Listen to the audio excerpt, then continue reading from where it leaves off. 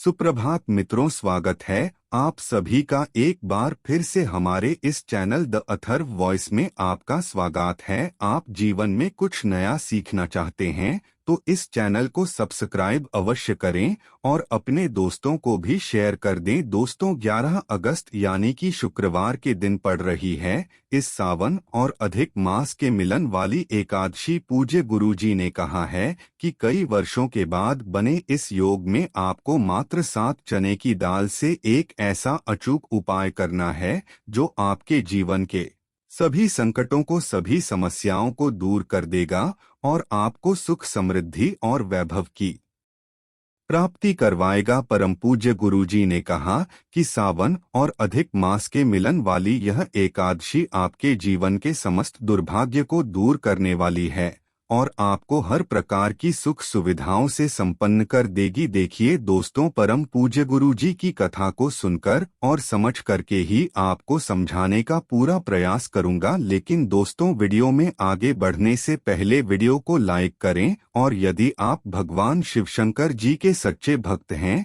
तो हमारे channel the Atharva voice को सब्सक्राइब जरूर करें। परम पूज्य गुरुजी अपनी प्रत्येक कथा में इस बार अधिक मास के महत्व का वर्णन करते हैं। अधिक मास की बहुत अधिक महिमा है, इसीलिए परम पूज्य गुरुजी प्रत्येक दिन अपनी कथा में बताते हैं कि सावन मास और अधिक मास की इन विशेष तिथियों पर आपको यह विशेष उपाय जरूर करना चाहिए। देखिए, इस वीडियो में हम परम पूज्य गुरुजी द्वारा बताए गए 2 विशेष उपायों के बारे में बात करेंगे। पहला उपाय उन लोगों को करना है जिनके जीवन में संकट बहुत अधिक है, समस्याएं बहुत अधिक है। जिन लोगों के जीवन में कार्य को शुरू करने से पहले कोई ना कोई संकट आ जाता है तो उन लोगों को यह पहला उपाय अवश्य करना है। और दूसरा उपाय उन लोगों को करना है जिन्हें अपने जीवन में सुख, समृद्धि और वैभव की प्राप्ति करना है, यानी कि धन धान्य की प्राप्ति करना है। चलिए दोस्तों, बात करते हैं परम पूज्य गुरु जी द्वारा बताए गए पहले खास उपाय के बारे में। देखिए, पहले महाउपाय को करने के लिए सबसे पहले आपको मात्र 7 चने की दाल लेना है। चने की दाल को लेते समय आपको एक विशेष बात का ध्यान रखना है कि यह कहीं से भी खंडित नहीं होनी चाहिए। इस बात का ध्यान रखें। इसी के साथ आपको मात्र एक टुकड़ा गुड़ लेना है। तो इसी के साथ आपको एक तांबे के पात्र के अंदर अपने घर से शुद्ध जल ले लेना है। देखिए दोस्तों, सबसे पहले तो आपके पास जो एक गुड़ का टुकड़ा है उसे आपको अपने घर से ही इस जल के पात्र के अंदर डाल लेना है, यानी कि आपको गुड़ मिश्रित जल तैयार कर लेना है। देखिए दोस्तों, अब यह जो 7 चने की दाल और गुड़ मिश्रित जल जो आपने तैयार किया है, इन दोनों को लेकर के आपको पहुंच जाना है भगवान शिवशंकर के मंदिर में। दोस्तों, सबसे पहले तो आपके पास जो गुड़ मिश्रित जल है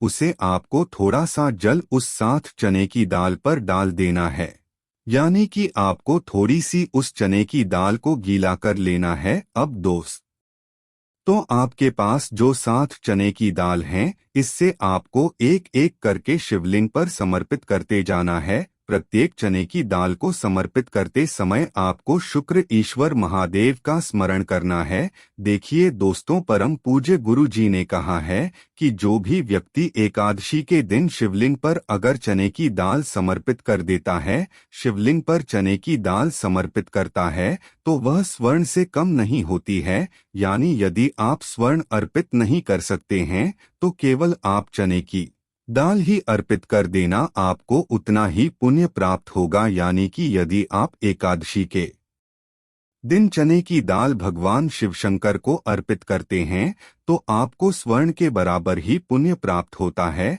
तो आपको 7 चने की दाल शुक्र ईश्वर महादेव का स्मरण करते हुए एक एक करके समर्पित कर देनी है। अब दोस्तों, आपके पास से तांबे के पात्र के अंदर शुद्ध जल आपको प्रार्थना करनी है कि आपके जीवन में जो भी दुर्भाग्य है वह सभी दूर हो जाएं। आपके जीवन में जो भी भाग्य आपका साथ नहीं दे पा रहा है, तो आपका भाग्य साथ देने लगे। आपकी जो भी दुकान हो या फिर आपकी नौकरी हो, उसमें आपको सफलता मिल जाए, ऐसी कामना करते हुए और श्री शिवाय नमस्तुभ्य है इस मंत्र का जाप करते हुए यह जल आपको शिवलिंग पर समर्पित कर देना है। देखिए दोस्तों, परम पूज्य गुरुजी ने कहा है कि यह जो उपाय है विशेषकर आप सुबह से लेकर के शाम तक किसी भी समय कर सकते हैं। चलिए दोस्तों, अब हम बात कर लेते है परम पूज्य गुरुजी द्वारा बताए गए दूसरे विशेष उपाय के बारे में। देखिए दोस्तों, इस उपाय को करने के लिए सबसे पहले तो आपको एक मिट्टी का दीपक ले लेना है। यदि आपके पास मिट्टी का दीपक नहीं है, तो आप अपने घर पर शुद्ध आटा मल कर भी उसका दीपक तैयार कर सकते हैं। देखिए, इस दीपक के अंदर आपको लंबी बाती का प्रयोग करना है और इस दीपक के अंदर आपको शुद्ध घी का प्रयोग करना है। यदि आपको गाय का मिल जाता है तो यह आपके उपाय के लिए बहुत ही सर्वोत्तम सिद्ध होने वाला है। यदि आपको गाय का घी नहीं मिल पाता है, तो आप अन्य किसी भी शुद्ध घी का प्रयोग कर सकते हैं। इसी के साथ आपको मात्र एक चुटकी हल्दी भी ले लेना है और इन दोनों सामग्री को लेकर के आपको पहुंच जाना है। जहां कहीं भी आपके घर में मैया तुलसी जी का स्थान है, वहां पर आपको इन दोनों सामग्री को लेकर के पहुंच जाने। देखिए, एकादशी की पवित्र तिथि, इसीलिए ना तो हम तुलसी जी को स्पर्श कर सकते हैं, ना ही उनमें कोई भी सामग्री अर्पित कर सकते हैं। देखिए, परम पूज्य गुरु जी ने कहा है कि इस उपाय को आपको विशेषकर सूर्यास्त के बाद ही करना, यानी कि आपको रात्रि के समय इस उपाय को कर लेना है। देखिए, सबसे पहले तो आपको यह दीपक ही मैया तुलसी जी के वहां पर प्रज्वलित कर देना है। दीपक आपको इस प्रकार से प्रज्वलित करना है कि मां तुलसी को किसी भी प्रकार की हानि न पहुंचे। दीपक को प्रज्वलित करते समय लगातार आपको ओम नमो भगवते वासुदेवाय नम इस मंत्र का जाप करते रहना है। देखिए, दीपक को प्रज्वलित करने के बाद और मंत्रों का स्मरण करने के बाद आपके पास जो एक चुटकी हल्दी है, इससे भी आपको उस दीपक के अंदर डाल देना है। देखिए, परम पूज्य गुरुजी ने कहा है कि जब भी हम एकादशी के दिन मां तुलसी के वहां पर एक दीपक इस प्रकार से प्रज्वलित करते हैं, तो हमारे जीवन में जो भी धन से जुड़ी समस्याएं चल रही हैं, जिनकी वजह से हमारे प्रत्येक प्रकार के जो कार्य है वह अटक जाते हैं, हमारा जो व्यापार है उसमें हमें रुकावटें देखने को मिलती है, हमारे घर के ऐसे बहुत से कार्य होते हैं जो धन की वजह से अटक जाते हैं, तो धन की वजह से हमारे सारे कार्य अटके हुए हैं,